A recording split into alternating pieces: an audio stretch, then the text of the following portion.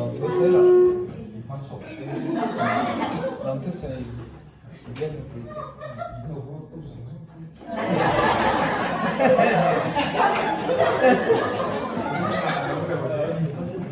cái chuyện đấy anh chụp anh sưởi mà lệ cái chụp mà anh sưởi kỳ đầu lệ phát cái chuyện sẽ là trọng điểm đấy ngang cái chuyện đấy anh phải sao biết đấy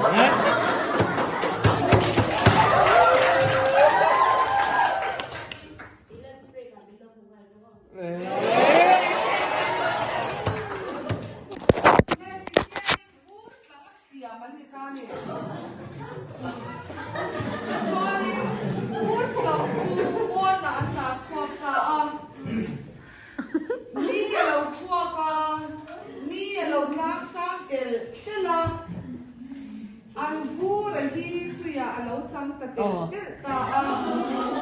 nghe vu thì na tôi rồi ta nên phải vu đi ta lang sang à rồi nó tàu ban đây rồi là rồi nó ta nhỉ nghe thì cho nên đi na em nó sẽ tổ chức một cái in tôi rồi chân tổ đó na vu tôi rồi ta nó ta nên thành nó tiền